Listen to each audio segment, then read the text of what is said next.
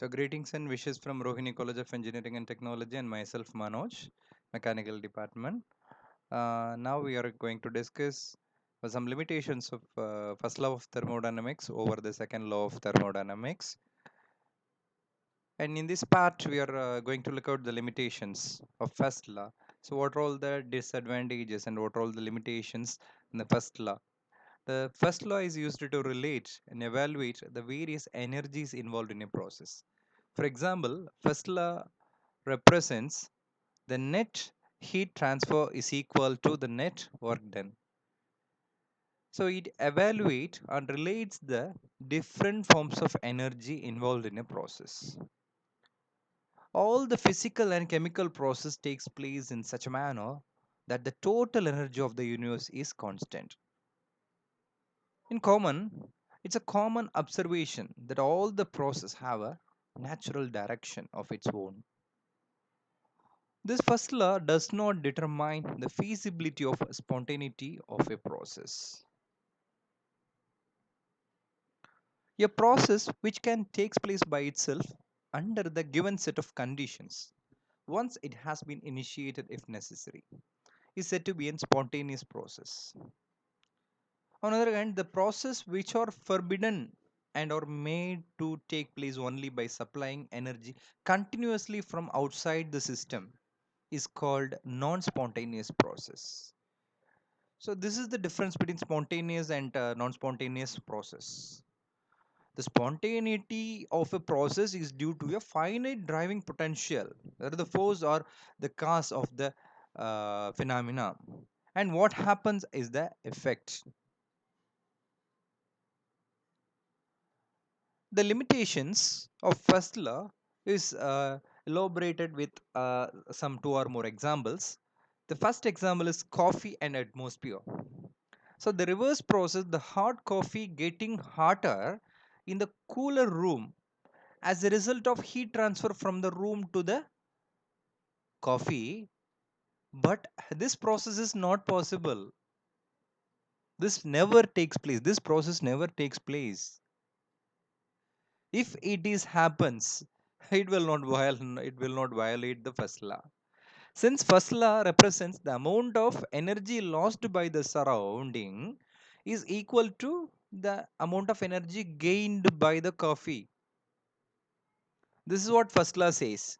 First law doesn't mention the magnitude and direction. It simply says the heat energy is transferred. That means the whether it failed to impose the heat flow direction and magnitude, whether the heat is flows from hot body to the cold body or cold body to hot body. So simply take a cup of coffee, hot cup of coffee in a colder room. Now the heat is transferred from the room to the coffee. This the first law says. The second example, first law places no restrictions on the direction of a process. Example, paddle wheel falling mass. The reverse process, raising the mass by transferring heat from the fluid to the paddle wheel, does not occur in nature. So although doing so would violate the first law. So look at the diagram. Another example, heating a room by a passage of electrical current through a resistor. Again, the first law detects that amount of electrical energy supplied to the resistance wire be equal to the amount of energy transferred to the room air as heat. Now let us attempt to reverse this process. It will come as no surprise that transferring some heat to the wires does not cause an equivalent amount of electrical energy to be generated in the wires.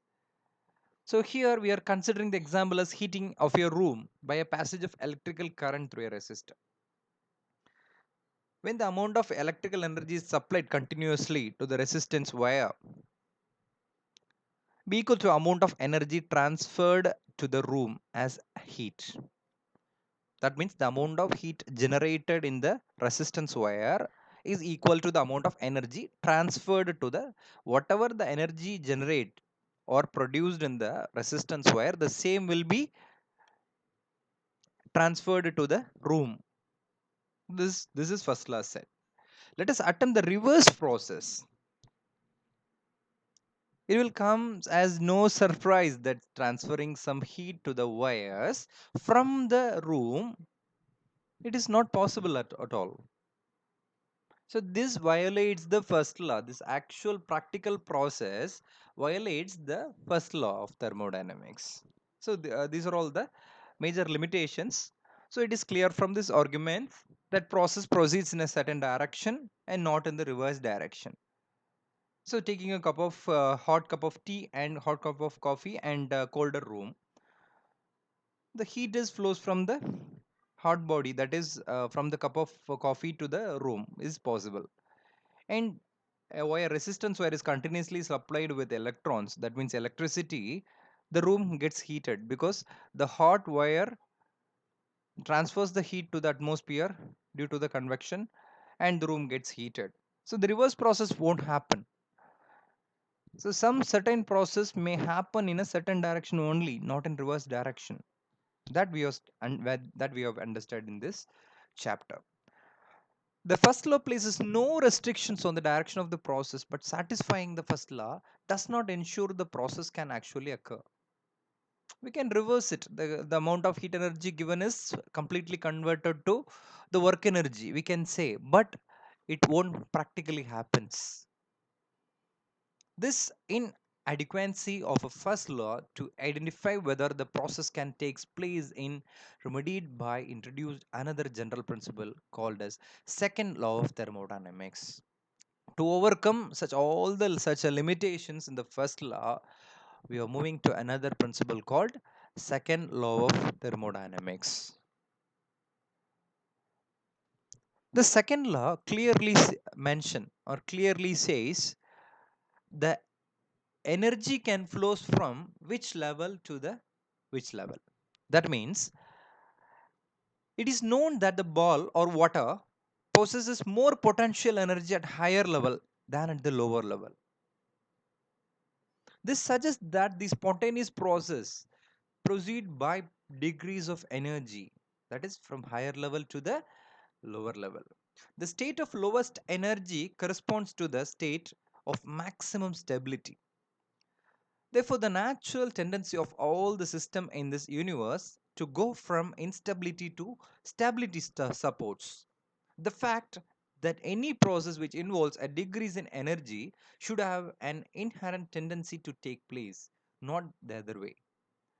The second law so directly shows at which direction the heat may flow, at which direction the energy may flow, or which direction and magnitude. It shows clearly shows the magnitude and direction. So it overcomes all the limitations in the first law of thermodynamics. The second law was developed as an explanation of this natural phenomena. This law helps us to find the maximum possible energy conservation efficiency, taking losses into account. So as we know that according to the first law of thermodynamics, all the energy content, that means all the heat energy given to the system is completely converted to the work energy. But practically it is not possible. Some sort of energy may goes out as a loss. Here the second law helps us to find the maximum possible energy conversation and efficiency, taking losses into account. Here the second law considering the losses into account, taking considering losses into account. A process cannot take place until it satisfies both the first and second law of thermodynamics. So all the processes in the globe cannot take place or will not take place unless it should satisfy both the first law and the second law of thermodynamics. So due to the more limitations, because since the first law has not shows the magnitude and direction, and also some it has some limitation. To overcome the limitations, we the second law has introduced. So if both the laws are satisfied for a process, it only acceptable. So in the next slide, in the next part, we can look out the second law of thermodynamics briefly. Thank you.